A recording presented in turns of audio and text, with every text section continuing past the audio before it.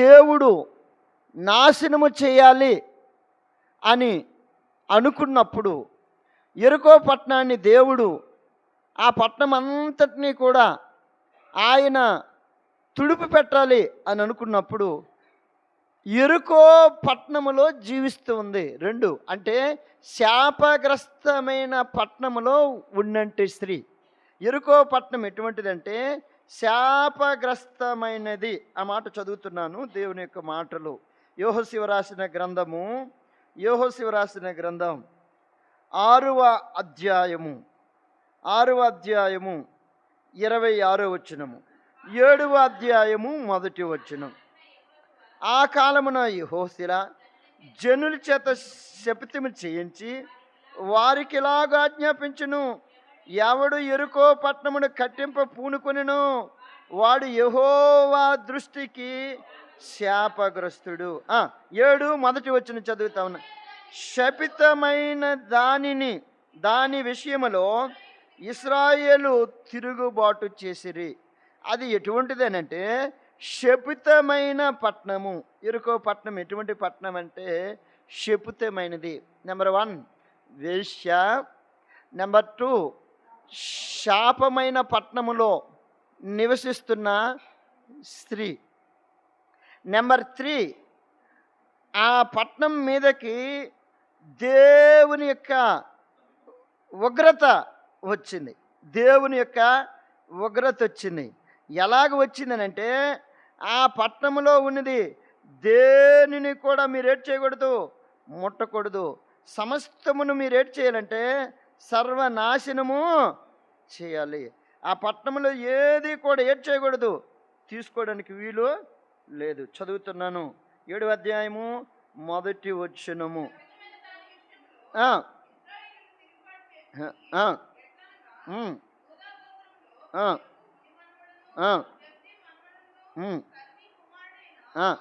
ఆకాను శపితము చేయబడిన దానిలో కొంత ఏం చేశాడు, తీసుకొనెను. గనుక కోపించెను అంటే దేవుని ఉగ్రతకు పాలైన పట్టణం. 3 దేవుని ఉగ్రతకు పాలైన పట్టణం. కోపించెను. దేవుడు ఏం చేశాడట, కోపించాడు. 1 వేశ్య, 2 శపితమైన పట్టణంలో నివసిస్తున్న స్త్రీ, 3 దేవుని ఉగ్రతకు పాలైన పట్టణంలో నివసిస్తున్న స్త్రీ. సామాన్యమైన వ్యక్తి కాదు, దేవుని ఉగ్రతకు ఆ యొక్క పాలైన యెరికో పట్టణము. ఎఫెసీయులకు రాసిన పత్రికలో 2వ అధ్యాయంలో 3వ వచనంలో పౌలు ఒక మంచి మాట చెప్తాడు. ఎఫెసీ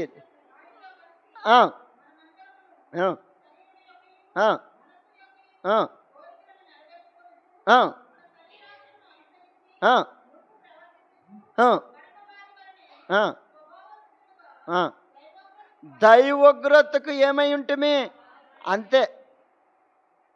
మునుపు మనమందరము దైవోగ్రతకు ఏమై ఉంటమే, పాత్రులమై ఉంటమే. అక్కడ 6, 7 నెంబర్ ఉంటుంది. కిందన ఉగ్రత పిల్లలమై ఉంటమే అని రాయబడింది.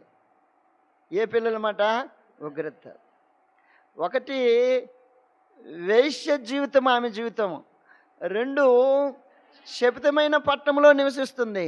3 దేవుని ఉగ్రతకు పాలైపోయినట్టు వ్యక్తి.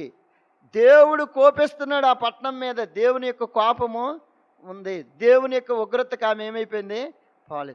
అటువంటి ఆమె ఏమి చేయబడ్డదో చదువుతున్నాను రండి.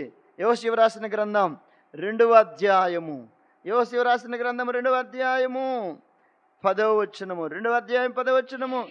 మీరు ఐగుప్తు దేశములో నుండి వచ్చినప్పుడు మీ యెహోవా ఎర్ర సముద్రపు నీరును ఎలాగో ఆరిపోజేసిను, యార్దాను తీరమున అమోరీయులను రాజులైన సీహోనును ఓగును మీరు ఏమి చేసిరో అనగా మీరును వారిని ఎలాగూ నిర్మూలన చేసిరో ఆ సంగతి నేను. అబ్బా, ఎంత మంచి మాట. నెంబర్ 4 దేవుని యొక్క వర్తమానం విన్నది. ఎటువంటి స్త్రీ? వేశ్యనంటి స్త్రీ. ఎటువంటి వ్యక్తి? శాపగ్రస్తమైన పట్టణంలో ఉన్నటువంటి వ్యక్తి. ఎటువంటి వ్యక్తి? దేవుని ఉగ్రతకు పాలైపోతున్న వ్యక్తి ఏమి విన్నదట? దేవుని యొక్క మాటలు విన్నది. కింద వచ్చిన చదువుతావా? 12, 11 వచ్చిన. మేము విన్నప్పుడు మా గుండెలో కరిగిపోయిను. మీ దేవుడని యెహోవా పైన ఆకాశమందును క్రింద భూమి అందును దేవుడే. మీ ఎదుట ఎట్టి మనుషులకైనను. అబ్బా, ఎంత మంచి మాట చెప్పింది. మేము విన్నాము మీ దేవుడని యెహోవాను గురించి విన్నప్పుడు నా హృదయము, నా గుండెలు ఏమైపోయాయి? కరిగిపోయాయి. వేశ్య గుండె సామాన్యమైనది కాదు, అది చాలా గట్టి గుండె. ఫ్యామిలీ మీటింగ్లో ఒకసారి ఈ పదాన్ని చెప్పాను. చెప్తే ఒక అక్క అన్నదే, అన్న ఎంత వివరంగా చెప్పేసేవేటన్నా, ఆమె అంత ఇదే. అవును, సామాన్యమైన గుండె కాదు.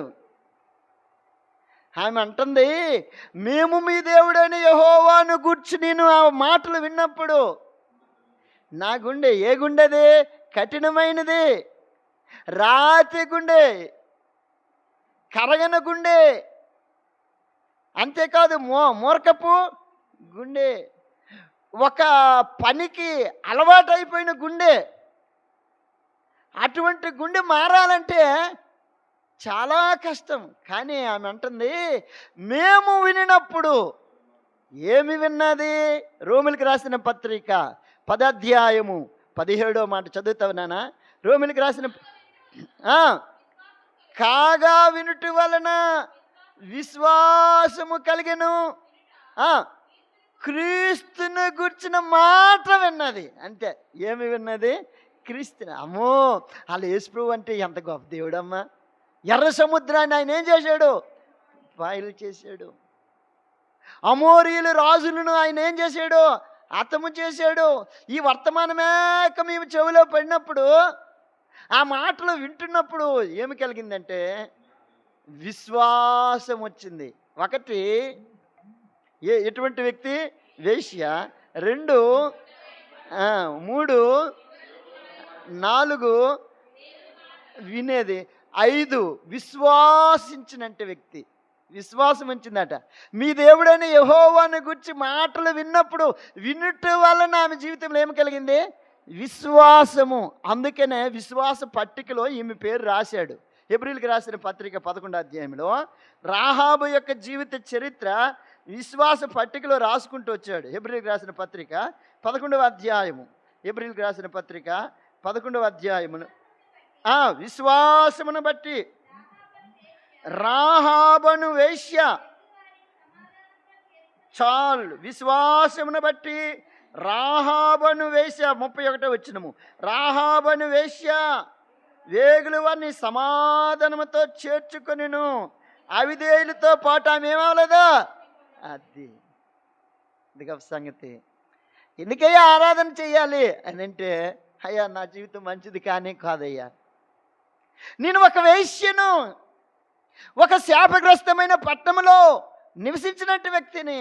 అంతేకాదు ఆ పట్టణం మీద దేవుని యొక్క ఉగ్రత ఉన్నది. అటువంటి పట్టణంలో నేను జీవిస్తున్న నా జీవితంలో నిన్ను గురించి విన్నాను. నిన్ను గురించి వినడమే కాదు, విశ్వాసం ఉంచాను. ఏముంచాను? విశ్వాసం ఉంచాను. ఏమని విశ్వాసం ఉంచింది? రోమిలికి రాసిన పత్రిక 10వ అధ్యాయము 9వ వచనం చదువుతావు నాన్న. రోమా పత్రిక 10వ అధ్యాయము. అదేమనగా యేసు ప్రభువని, యేసు ఏమని? యేసు ప్రభువని నోటితో ఒప్పుకొని దేవుడు మృతుల్లో నుండి లేపునని హృదయమందు ఏం చేసింది? విశ్వసించింది కాబట్టి రక్షింపబడ్డది. అంతే. ఏమని విశ్వసించాలా? యేసు ప్రభువని నోటితో ఒప్పుకోవాలా. దేవుడు ఆయనను మృతులలో నుండి లేపాడని. ఎందుకు మృతుల్లో నుండి లేపాడు? అవిధేయురాలైన నా కొరకు, వేశ్యైన నా కొరకు, దేవుని ఉగ్రతకు పాలైన నా కొరకు, శాపగ్రస్తురాలైన నా కొరకు ఏ వ్యక్తి నా కొరకు మరణించలేదు. నా అవిధేయత కొరకై, నా శాపము కొరకై, నా పాపము కొరకై, నా దోషము కొరకై, నా అతిక్రమము కొరకై దేవుని ఉగ్రత నుండి ఎవరు కూడా నన్ను తప్పించలేదు. యేసు ప్రభువారు నా కొరకు మరణించి ఆయన సమాధి చేయబడి తిరిగి లేచాడు. అందుకు ఆమె ఇప్పుడు ఏం చేస్తుందంటే విశ్వాసం ఉంచింది. విశ్వాసం ఉంచిన ఆమె జీవితంలో ఇప్పుడు ఏమి జరిగిందంటే, చదివిన లేఖన భాగాన్ని చదువుతున్నాను. యోహోషువ రాసిన గ్రంథం 2వ అధ్యాయం 18వ వచనములో మేము 2వ అధ్యాయం 18వ వచనం చదివిన మేము దించిన ఈ కిటికీకి ఎర్రని దారము. ఏ దారము? ఎర్రని దారము. ఏ అనుభవం? ఆరోది రక్షణ అనుభవం. ఎర్రని దారం ఏ అనుభవంలోనికి వచ్చింది? రక్షణ అనుభవం. రక్షణ అనుభవంలోనికి వచ్చింది. ఎర్రని దారం కట్టేసి కిటికీ కొంచెం, ఏ కిటికీ నుండి అయితే మమ్మల్ని దించేవో ఆ కిటికీకి నువ్వు ఎర్రని దారం కడితే నీవు, నీ తండ్రి ఇంటి వారు, నీ బంధువులు అందరూ ఆ ఇంట్లో ఉంటే వారు ఏమవుతారు? రక్షింపబడతారు. ఎంత మంచి మాటలు చెప్పాడు. నువ్వు రక్షింపబడాలి అని అంటే ఏ దారం కట్టుకోవాలా? యేసుక్రీస్తు వారి యొక్క రక్తములో కడగబడితే కానీ దేవుని ఉగ్రత నుండి నువ్వు తప్పింపబడలేవు. దేవుని ఉగ్రత నుండి నువ్వు రక్షింపబడలేవు. దేవుని యొక్క ఆ మహా కోపము నుండి నీకు నువ్వేమవ్వలేవు, సేవ అవ్వలేవు. నువ్వు సేవ అవ్వాలంటే, నువ్వు రక్షింపడాలంటే ఇదిగో ఈ కిటికీకి నువ్వేం చేయాలో తెలుసా? ఎర్రని దారం. ఏం అనుభవంలోనికి వచ్చింది? రక్షణ అనుభవంలోనికి వచ్చింది. రక్షణ అనుభవంలోనికే కాదు, దేవుని యొక్క మాటలు చదువుతున్నాను రండి. మత్తయి సువార్త రక్షణ అనుభవంలోనికే కాదు, ఆమె ఇశ్రాయేలు యొక్క జాబితాలోనికి వచ్చింది, యోధా గోత్రములోనికి వచ్చింది. దేవుని యొక్క మాటలు చదువుతున్నాను. మత్తయి సువార్త 1వ అధ్యాయము మత్తయి సువార్త 1వ అధ్యాయం 5వ వచనము. నైషాను సల్మానును కనెను. సల్మాను రాహాబునందు బోయాజును కనెను. ఎవరట? రాహాబునందు. రాహాబు ఎవరిని కన్నది? బోయాజు. బోయాజు ఎవరు? రూతు భర్త. ఇంకా యెస్సీ యొక్క తాత, దావీదు యొక్క ముత్తాత. దావీదెవరు? యేసుక్రీస్తు వారి యొక్క తండ్రి. నేను దావీదు యొక్క కుమారుడిని అంటాడు మత్తయి సువార్త 1:1.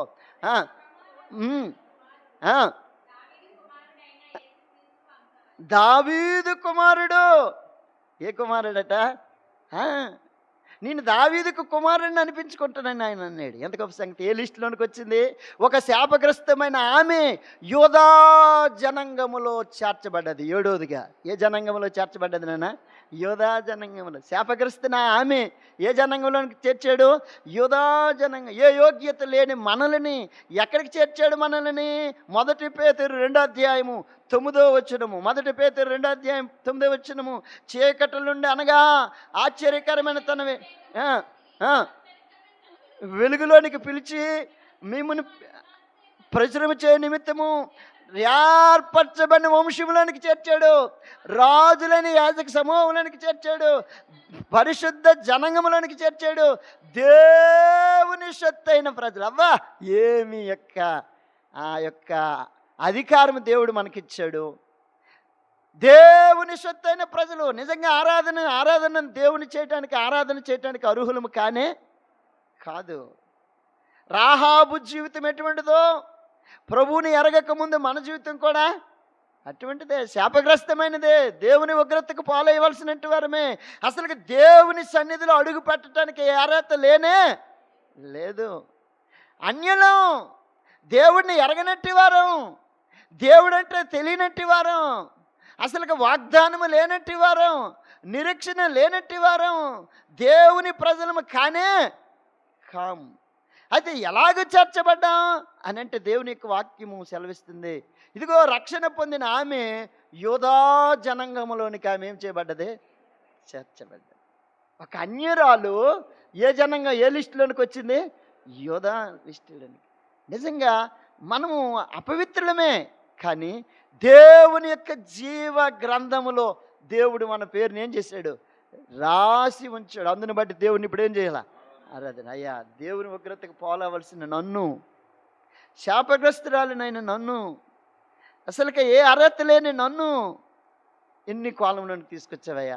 నీ వాక్యం వినుట వలన, నీ యందు విశ్వాసం ఉంచటం వలన, నీ రక్షణ ఇవ్వటమే కాదు, పరిశుద్ధ యొక్క జనాంగంలోనికి, సొత్తైన ప్రజల్లోనికి, రాహాబుని ఏ విధంగా అయితే యూదా యొక్క జనాంగంలోనికి తీసుకొని వచ్చావో నన్ను కూడా ఆ విధంగా తీసుకొని వచ్చావయ్యా. అందుకు నీకేం చేయాలి? వందనాలు. ప్రకటన గ్రంథం 1:6 ప్రకటన 1:6 ప్రకటన 1:6 మనలను ప్రేమించచ్చు, మన పాపముల నుండి మనల్ని విడిపించిన వానికి మహిమ యుగ యుగములు కలుగును గాక. ఆయన మనను ఒక రాజ్యముగాను యాజకులుగాను చేసినవ్వా. ఒక రాజ్యముగాను యాజకులుగాను మనల్ని చేసి. ఏముంది మనలో? రాహాబులో నిజంగా ఏముందా? ఏమీ లేదు. ఆ కిటికీకి ఎర్రని దారం కట్టింది. కిటికీకి దారం కట్టింది. ఆ దారము కట్టుట వలన, ఆ యేసుక్రీస్తు వారి యొక్క రక్తము చేత కడగబడటం వలన ఆమెకి ఎంత ఆధిక్యత దొరికింది. అందుకనే ద్వితీయోపదేశకాండంలో అంటాడు, ఓ ఇశ్రాయేలు, నీ భాగ్యం ఎంత గొప్పదయ్యా.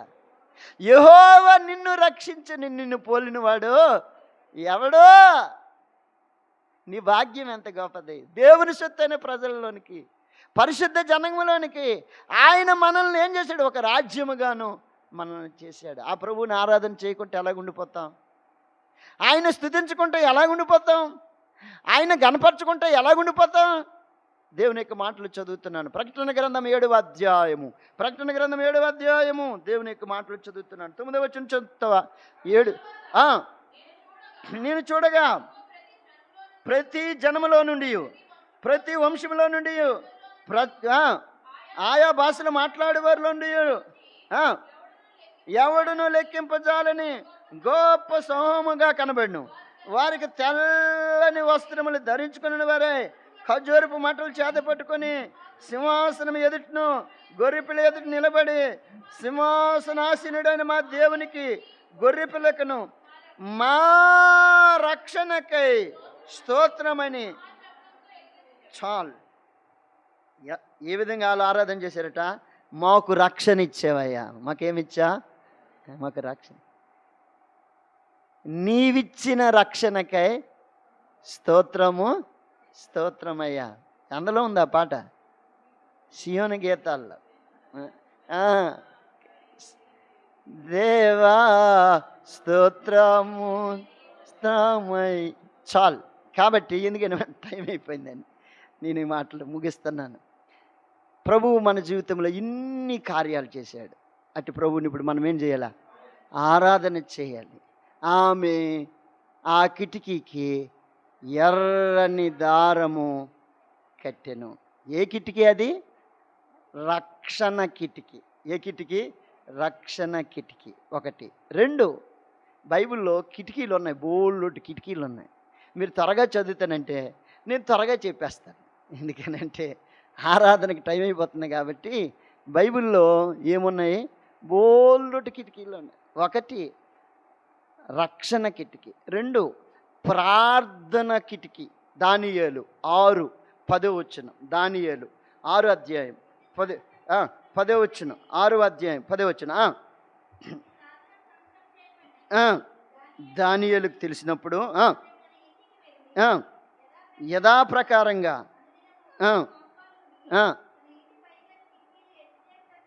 కిటికీలను యెరూషలేముకు తట్టుకు తెరిచి ప్రార్థన చేశాడు. ఏం చేశాడట? ప్రార్థన చేశాడు. ఏ కిటికీలు అన్నవి? ప్రార్థన చేసే కిటికీలు. 1 రక్షణ కిటికీ, 2 ప్రార్థించే కిటికీ, 3 కాపాడబడిన కిటికీ. కొరింథీయులకు రాసిన పత్రిక 2 కొరింథీ 11 అధ్యాయం 33 వచనం. 2 కొరింథీ 11 అధ్యాయం 33 వచనం. అప్పుడు నేను కిటికీ గుండా గోడ మీద నుండి తప్పించుకొని పోతున్న పౌలు చెప్తున్నాడు, కిటికీలో నుండి నేను ఏది చేయబడ్డాను. ఆ, అది ఏ కిటికీ? కాపాడిన కిటికీ. ఇంకో కిటికీ ఉంటుంది. మొదటి సమూయేలు 19వ అధ్యాయంలో, మొదటి సమూయేలు 19వ అధ్యాయం 12వ వచనం చదువుతా ఉన్నానా? మొదటి సమూయేలు 19. దావీదును దింపగా అతడు తప్పించుకొని పారిపోయెను. అంటే మరణము నుండి తప్పించిన కిటికీ. సౌలు దావీదును చంపడానికి వచ్చినప్పుడు మీకాలు ఏడ్ చేసిందట, కిటికీ గుండా ఏం చేసింది? దింపింది. దావీదేమో ఏమైపోయాడు? తప్పించుకొని పోయాడు. దావీదేమయ్యాడు? తప్పించుకొని పోయాడు, కిటికీ నుండి తప్పింపబడ్డాడు. ఎందుకు ఈ మాటలాకని చెప్తున్నానంటే, నిజంగా ఒక వేశ్య తన జీవితంలో ఆ కిటికీకి ఏమి కట్టిందంటే ఎర్రని దారము, అనగా ప్రభువైన యేసుక్రీస్తు వారి యొక్క రక్త ప్రోక్షణ కిందకు వచ్చింది. ఆయన రక్తము దగ్గరకు వచ్చింది. ఆయన రక్తములో ఆమె పాపములన్నీ ఏం చేసిందంటే కడిగేసుకుంది, ఒప్పుకోయింది. నేను మంచిదాన్ని కానే కాదు. ఏ యాంగిల్లో నువ్వు నన్ను చూచినా, ఏ కోణములో నువ్వు నన్ను చూచినా నాలో ఏమాత్రము కూడా మంచి అంటూ లేదు అన్నది. ఆమె ఎప్పుడైతే అలాగ ఒప్పుకోయిందో ఆమెను దేవుడు ఎక్కడి నుండి రక్షించాడు? ఒకటి, తన వేశ్య జీవితం నుండి రక్షించాడు. తన జీవితం ఎప్పుడు దాని మీదే ఆధారపడేది. ఎప్పుడైతే దేవుని యందు విశ్వాసం ఉంచిందో ఆ మాటలు తన బ్రతుకుని ఏం చేసిందంటే మార్చింది. రాహాబు యొక్క జీవితాన్ని ఆ మాటలు ఏం చేసింది? మార్చింది. తాగుబోతులని ఏ పోలీస్ స్టేషన్లు మార్చలేకపోతున్నాయి. పాపము వాళ్ళు ఎన్నిసార్లు కొడతారు, ఎన్నిసార్లు అదేటేస్తారో, ఆ ఓట్లు వేస్తారు కదా, దాన్ని ఎన్నిసార్లు ఏం చేస్తారు? పాడు చేస్తుంటారు. కానీ వాళ్ళు ఆ పని ఆపనే, ఆ ఓట్ల పని చేస్తూనే ఉంటారు. వాళ్ళు ఎవరు మారుస్తారంటే సంచేసుకుని వెళ్ళిన పాస్టర్ గారు ఉంటారు కదా, ఆయన వెళ్ళి 2 మాటలు చెప్తే, ఓహో ఇదండి రే, ఎందుకురా నీ జీవితాన్ని పాడు చేసుకుంటున్నావు? యేసు ప్రభు దగ్గరికి రా, యేసు చెంతకు రా. ఆయన నీ జీవితం నెమ్మదిస్తాడు, సంతోషంనిస్తాడు, ఆనందంనిస్తాడు. ఎందుకు అవమాన పాలైపోతావు? ఆడు యేసు ప్రభు నందు విశ్వాసం ఉంచుతాడు. ఆడు ప్రభు మందిరానికి వస్తాడు, ఆడికి నాగరికత వస్తుంది, ఆడు టక్కేసి వస్తాడు, ఆడు సూకాడతాడు, ఆడు మందిరంలో పరిచర్య చేస్తాడు. లాస్ట్కి బైబిల్ పట్టుకుని ప్రసంగానికి నిలబడి అటు ప్రసంగించినప్పుడు ఏంటి చెప్తున్నాడు? యేసయ్య నా జీవితాన్ని మార్చాడు. అబ్బా, ఎన్నిసార్లు పార్వతీపురం పోలీస్ స్టేషన్లో నన్ను పెట్టారయ్యా, వాళ్ళని మార్చలే. ఎవరయ్యా మార్చారు? యేసయ్య. యేసయ్య నందు నేను విశ్వాసం ఉంచాను, ఆ మాటలు ఏంది నమ్మికొచ్చాను, ఆ మందిరానికి వెళ్ళాను, నా జీవితం ఏమైంది? మారింది. రాహాబు జీవితం కూడా అంతే. ఆమె తన వేశ్య జీవితం నుండి మారినంది. అంతేకాదు, ఆ పట్టణము ఎటువంటిదనంటే శాపగ్రస్తమైన పట్టణము, సామాన్యమైన పట్టణం కాదది. బైబిల్ గ్రంథంలో ఏమని రాయబడి ఉంటుందంటే, లూకాసు వార్త 10వ అధ్యాయంలో, ఒకడు యెరూషలేము నుండి యెరికో పట్టణమునకు దిగి వెళ్ళిచుండగానే ఉంటుంది. యెరికో పట్టణానికి ఎందుకు వెళ్ళిపోతున్నాడు? దిగి వెళ్తున్నట్టు వీడు సామాన్యమైన వాడు కాదు. అమ్మా, యెరూషలేము అనగా దేవుని మందిరం వదిలేస్తున్నాడు, దేవుని సహవాసం వదిలేస్తున్నాడు, దేవుని యొక్క ప్రజల్ని వదిలేస్తున్నాడు, వాక్యాన్ని వదిలేస్తున్నాడు, దైవజనుడిని వదిలేస్తున్నాడు, పరిశుద్ధాత్మని వదిలేస్తున్నాడు. దేవుని కనుదృష్టి అక్కడ ఉంటుంది యెరూషలేములో. సంవత్సరం మొదలుకొని సంవత్సరం అంతం వరకు నీ దేవుడైన యెహోవా కనుదృష్టి ఈ పట్టణం మీద ఎల్లప్పుడూ ఉండెను. ఆ కనుదృష్టి నుండి తప్పించుకోవడానికి కొరకై ఎక్కడికి దిగిపోతున్నాడంటే యెరికోకు దిగి వెళ్తూ ఉన్నాడు. ఎందుకయ్యా వెళ్ళిపోతున్నామనంటే, యెరికోలో ఏముంది? వేశ్యలు, వేశ్య సాంగత్యం ఉంది. యెరికోలో ఏముంది అంటే శాపముంది, పాపముంది, విచ్చలవిడితనము. దేవుని మందిరంలో కంట్రోల్ లేకుండా పోయింది. ఈ రోజుల్లో మందిరంలో దేవుని యొక్క ఆలయంలో కంట్రోల్ లేదు, విచ్చలవిడితనం, ఇలా నీ ఇష్టం. దేవుని యొక్క వాక్యానికి భయపడినట్టు వాళ్ళు లేరు, దేవుని వాక్యాన్ని గౌరవించిన వాళ్ళు లేరు, దేవుని సన్మానించిన వాళ్ళు లేరు, దేవుని సేవించిన వాళ్ళు లేరు. అందరూ ఎలా కనబడుతున్నారంటే అందరము సేవిస్తనమైన రకంగా కనబడుతున్నారు, కానీ వాక్యానికి ఎవరు ఏమవట్లేదు, విధేయులు కాదు. శాపగ్రస్తమైనది ఇచ్చలు పెడతాను, నీ ఇష్టం. ఏ విధంగా జీవించిన ఎవరు అడగడు. అందుకనే ఎక్కడి నుండి వెళ్ళిపోతున్నాడు? మందిరము నుండి. మందిరము ఎత్తైన, యెరూషలేము ఎత్తైన స్థలం, అది ఎరుకో దిగువనుంది. అందుకని అక్కడ రాశాడు దిగి వెళ్ళుచుండగాని రాశాడు. ఎత్తైన స్థలము నుండి దిగి. ఎందుకు దిగిపోతున్నావు? నీ ఆత్మీయ జీవితం నుండి ఎందుకు ఆ మెట్టు దిగిపోతున్నావు? నీ స్థాయి నుండి ఎందుకు రాజీ పడిపోతున్నావు? ఏదో నిన్ను ఆకర్షిస్తుంది లోకం, ఏదో ఆకర్షిస్తుంది. ఇది పాపము. నేను అనుకుంటున్నాను, ఒకవేళ యవనస్తుడైతే ఏదో యవన కాలంలో ఉన్న శరీర కోరికలు ఏం చేస్తుంది, ఆకర్షిస్తుందేమో. ఆ వయసు రాయలేదు, కానీ నేను మామూలుగా చెప్తున్నాను. దిగి వెళుతూ ఉన్నాడనంటే ఆడు సామాన్యమైన వ్యక్తి కాదు. నేను అనుకుంటున్నాను, ఒకవేళ వృద్ధుడు అనుకో, ఆడు దిగడానికి ఇంకెక్కడ ఉంది ఆడికి బలము? ఎక్కడే ఏమనుకుంటాడు, యేసు ప్రభువా స్తోత్రం నాయన హల్లెలూయా హల్లెలూయా అనుకుని అక్కడే. గురుగారు ఇవన్నీ వదిలేసి వెళ్ళిపోతూ ఉన్నాడు. శాపగ్రస్తమైనది, అది సామాన్యమైనది కాదు. ఇరుకో పట్టణముని కొరకు ఒకవేళ ఆలోచన చేస్తే, మీరు మరి రాయొద్దు కానీ తీయొద్దు కానీ చెప్పేస్తున్నాను. ఇరుకో పట్టణం ఎటువంటిదని అంటే లంచగుండులు నివసించే పట్టణం. లోకాసు వార్త 19:1 సుంకపు గుత్తదారుడైన ధనవంతుడు ఒకడు ఉండెను. అక్కడ అతడు ఏడు చేస్తున్నాడట, ఇన్కమ్ ట్యాక్స్ కలెక్టరు. అన్యాయముగా వసూలు చేసేస్తున్నాడు. అటువంటి పట్టణం అది. ఇంకా ఇరుకో పట్టణం ఎటువంటిది అని అంటే లోకాసు వార్త 18:40 గుడ్డివారు ఉండే పట్టణం అది. ఎవరున్నట్టు అలా కలునా, కానీ ఏటు చూపు. ఈరోజు కూడా దేవుని యొక్క వాక్యాన్ని మనుషుడికి కనబడనివ్వకుండా, కొరింథీయులకు రాసిన 2వ పత్రిక 4:4 ప్రకారంగా ఈ యుగ సంబంధమైన దేవత వాక్యాలు నీ పెదవుల ద్వారా చెప్పిమంటున్నాడు. ఎవడు? సైతాను గాడు. చెప్పే నీకెందుకో వస్తాను. వాక్యాన్ని అనుసరించుకుంటూ జీవించనివ్వకుంటూ దాని ప్రకారంగా నడవకుంటూ సైతాను గాడు నీ మనోనేత్రాలు ఏం చేసేస్తున్నాడు, గుడితనం కలిగి చేసి సైతానుడు వలేసేస్తున్నాడు. అందుకనే ఇప్పుడు మనుషులు ఏం చేస్తున్నారంటే ఆ వలకి చిక్కిపోతున్నారు.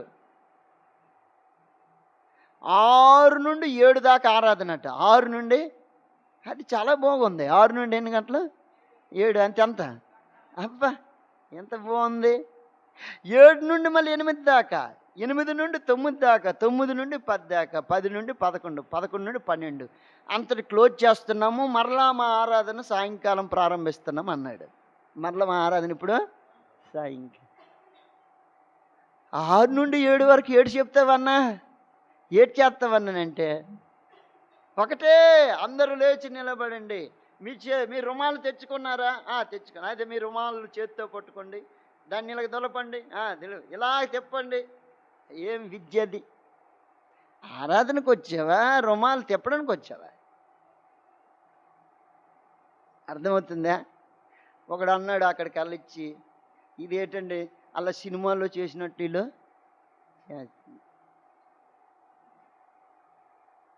ఇరుకు పట్టణంలాగా, శాపగ్రస్తమైన పట్టణంలాగా మానవ జీవితం ఏమైపోయింది, తయారైపోయింది. దేవుని ఉగ్రత దాని మీద, దేవుని కోపము దాని మీద మండుతూ ఉంది. దేవుని ఉగ్రతకి పోలేనండి. అటువంటి ఆమె ఏం చేయబడ్డదట? ఆమె రక్షణ పొందింది. ఎలాగ రక్షణ పడ్డది? మేము మీ దేవుడైన యెహోవాను గూర్చి వినినప్పుడు.